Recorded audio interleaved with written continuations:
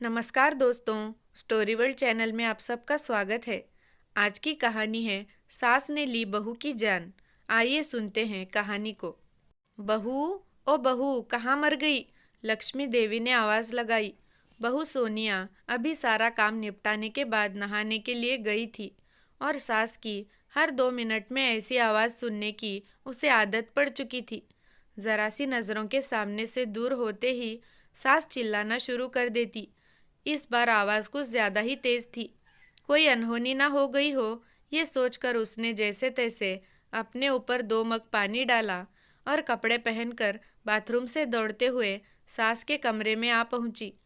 अरे कलमुही, तुझसे एक काम भी ठीक से नहीं होता? लक्ष्मी देवी फिर चिल्लाई। क्या हुआ माँ जी? उसने डरते हुए पूछा। हुआ क्या है? दिखता नहीं कमबख्त, ये कमरे में पानी पड़ा है। आज पोछा नहीं लगाया था क्या? अभी कहीं मैं गिर जाती तो मेरी हड्डी पसली टूट जाती, लक्ष्मी देवी ने चिल्लाकर कहा। लगाया तो था माँ जी, उसने धीरे से कहा। तो ये कहाँ से आ गया? हे भगवान, मेरी तो किस्मत ही फूट गई है जो ऐसे लड़की पर मेरा बेटा लट्टू हो गया। ना जाने कहाँ से बड़े बड़े घरों से उसके लिए रिश्ते आ रहे थे। अच्छा, अब चल जल्दी से साफ कर ले, सास लक्ष्मी देवी चिल्लाते हुए कहा। उसको पता था कि नहाने जाने से पहले ही उसने पूरा घर साफ किया था और ये पानी जानबूझकर उसकी सास ने ही उसे तंग करने और ताना सुनाने के लिए गिराया है। फिर भी उसने बिना कुछ बोले गिरे हुए पानी को साफ कर दिया और अपने कमरे में आकर थोड़ा आराम करने बैठ गई और सोचने लगी। सास की चिल्लाहट अब कौन से काम के लिए बुलाने वाली होगी? उसके लिए ये कोई आज की बात नहीं थी। जब से सोनिया शादी करके इस घर में आई थी, उसके पति के ऑफिस जाते ही यह रोज़ का नियम था। आज किसी बात पर, कल किसी बात पर, बस उसकी सास को एक बहाना चाहिए था। अगर नहीं मिलता तो वो बहाने बनाने की कला में माहिर थी। इस रोज़ रोज़ की किचकिच से अक्सर सोनिया तंग आ जाती थी। पर कुछ पति के प्यार, कुछ सास की उम्र और कुछ घर की नई बहू होने की वजह से सब बर्दाश्त कर लेती थी। उसे खुद ही समझ नहीं आ रहा था कि उसके खुद के वजूद में इतना परिवर्तन कब से और कैसे आया। उसको ये भी याद नहीं कि कब उसने अपने घर में उसकी माँ या पिता ने कभी उससे ऐसे सुर में बात की हो। अपने कॉलेज और स्कूल के समय तो वो बिंदास लड़कियों में से एक थी। पूरे स्कूल या कॉलेज में कहीं किसी से साथ कोई गलत बात होती तो वो लड़ने के लिए सबसे आगे खड़ी रहती थी। किसी के भी हक के लिए वो पूरे सिस्टम से लड़ जाती थी। पर आज अपने ही खिलाफ हो रहे अन्याय को वो चुपचाप सहन कर रही थी। सोचती थी, क्या यही शादी के मायने होते हैं, जब एक लड़की को अपने स्वाभिमान और सम्मान को एक नए परिवार की सूली पर चढ़ा देना पड़ता है। शाम को समर के आने पर बहुत सारी बातें कहने का मन होता था। 1-2 बार कही भी थी उसने, पर एक तो थके होने से वो इस पर ज़्यादा ध्यान नहीं देते थे और फिर अपनी माँ के खिलाफ एक भी शब्द नहीं सुन पाते थे। उनकी माँ भी अपने बेटे के सामने उससे बड़े दिखावे के साथ बात करती थी, पर जैसे ही बेटा घर से बाहर निकल जाता था, उनके तेवर बदल जाते थे। जो सोनिया के समझ में नहीं आता था कि एक इंसान पल भर में 2 तरह के व्यवहार कैसे कर सकता है। लक्ष्मी देवी को सबसे ज़्यादा तकलीफ तो सोनिया के शादी में मिले दहेज से थी, जबकि उसके माता पिता ने अपनी हैसियत से बढ़कर उसकी शादी में खर्चा भी किया था। लेकिन दहेज में ये दूसरे से कुछ भी मुफ्त में मिलने की उम्मीद और अभिलाषाओं का कोई अंत नहीं होता। हर चीज़ कम लगती है और उसके आने पर सबसे पहले उन्होंने घर की नौकरानी की छुट्टी कर दी और घर में सोनिया के कदम रखते ही हाथों की मेहंदी का रंग छूटने के पहले ही बाकी कामों के अलावा बाई के सारे काम भी सोनिया के ऊपर लगा दिए और लक्ष्मी देवी ने कभी भी उसे एक नौकरानी से ज़्यादा नहीं समझा। कुछ ऐसे ही जिंदगी कट रही थी सोनिया की।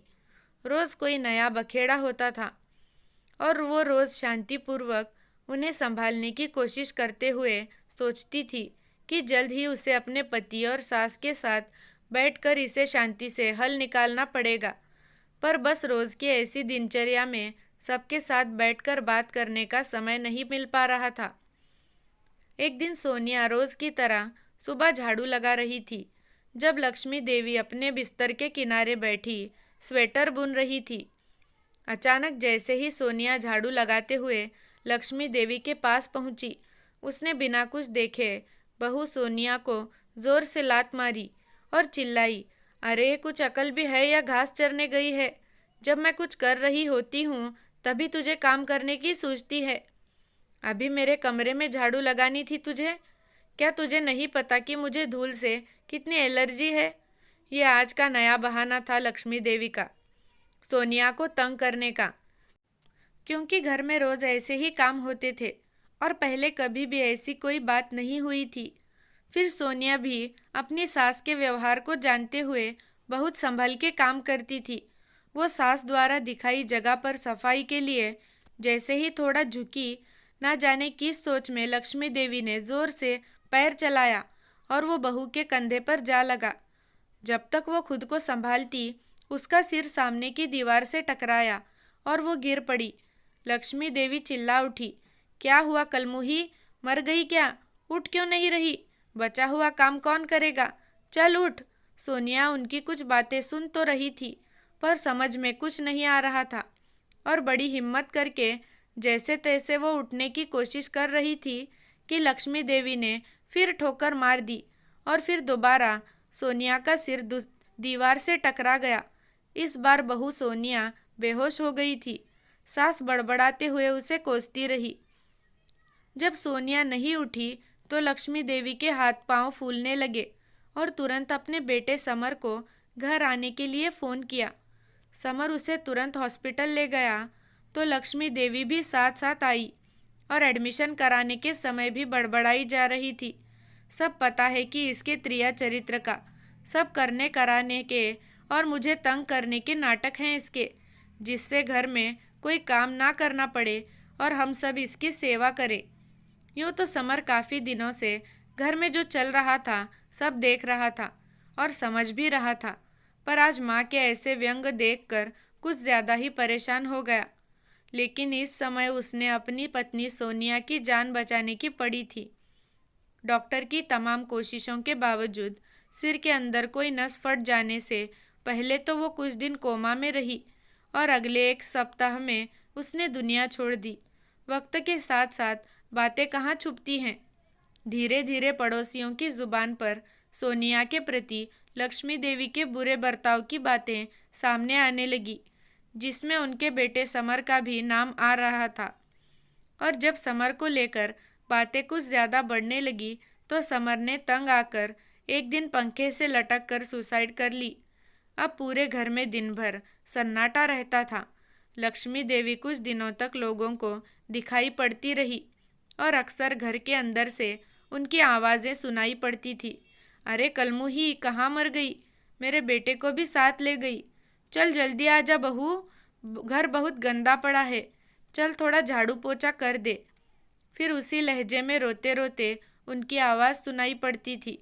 बहुत अच्छी बहू थी, कभी शिकायत नहीं की उसने। अभी हॉस्पिटल में है, इलाज चल रहा है। मेरी वजह से उसका सिर फट गया था ना। मेरा बेटा भी उसी के पास है, लेकिन अब तो वो ठीक हो गई होगी। अरे कोई तो उन दोनों को वापस ले आए, अब कि उसे कुछ नहीं कहूँगी।